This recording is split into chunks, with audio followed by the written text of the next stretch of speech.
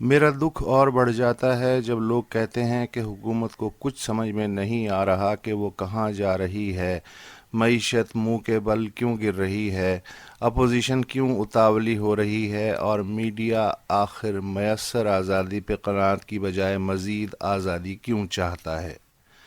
میرا خیال ہے کہ حکومت جو بھی اقدامات کر رہی ہے یا اس سے کروائے جا رہے ہیں وہ سب نیند میں چلتے ہوئے نہیں بلکہ کھلی آنکھوں ہو رہے ہیں، اور یہ سب ملک و قوم کی بہتری کے لیے ہی ہے۔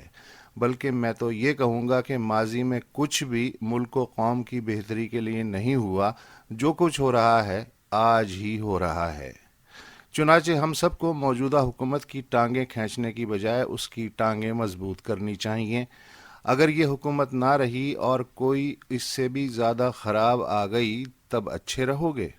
کیا تمہیں یاد نہیں کہ ایوب خان کی اچھی بھلی ترقی نواز حکومت کو گرا کے کیا ملا؟ یحییٰ خان۔ اور پھر کون آیا؟ بھٹو۔ اور بھٹو کو گرا کے کون اس ملک کے نصیب میں آیا؟ ضیاء الحق۔ اور ضیاء الحق کی موت کے بعد بے نظیر نواز شریف، پرویز مشرف، زرداری اور پھر نواز شریف اور اب عمران خان۔ آخر ہم چاہتے کیا ہیں؟ کوئی ایسا حکمران جو عمران خان کو بھی برطرف کرے اور نااہل قرار دے کے جیل میں ڈال دے، اور پھر پوری سلیٹ تھوک سے مٹا کے دوبارہ سے ABCD پڑھانا شروع کر دے۔ عمران خان یا کوئی اور سیاسی خان پاکستان میں کسی بھی وزیر اعظم پہ برسنا بالکل ایسے ہی ہے جیسے بس کے کرائے میں اضافے کا ذمہ دار کلینر کو قرار دے کے گالیاں دی جائیں، جبکہ وہ بیچارہ تو خود کسی سیٹ کا ملازم ہے، یا کسی فلاپ فلم کی ذمہ داری ہیرو پہ ڈال دی جائے جبکہ اصل ذمہ دار تو وہ ڈائریکٹر ہے جس نے کسی تھکیلے سے اسکرپٹ کو فلما کے ناظرین کو بیوقوف بنانے کی کوشش کی، یا پلاٹ پہ قبضہ کرنے والے زور آور تک رسائی نہ ہو تو پلاٹ پہ بیٹھے چوکیدار کو پیٹ دیا جائے۔ کیا فائدہ ایسی بچگانہ حرکتوں کا اور کمزوروں پہ غصہ نکالنے کا؟ چاند کو گل کرو تو ہم جانیں۔ اب میڈیا کو ہی دیکھ لیں، بیشتر صحافیوں کو یقین ہے کہ ان پہ جو بھی پابندیاں ہیں وہ عمران خان نے لگائی ہیں۔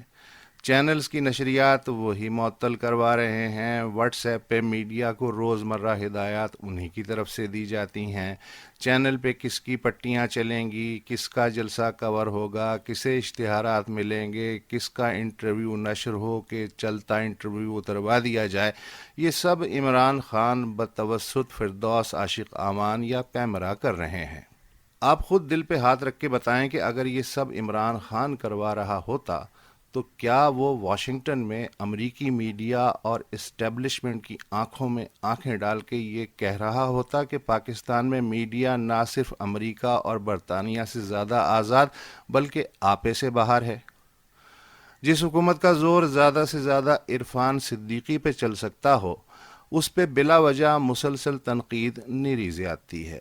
ہمیں یہ نہیں بھولنا چاہیے کہ اس وقت جتنی بھی جمہوریت یا آزادیاں میسر ہیں وہ سب آمریت کی دین ہے۔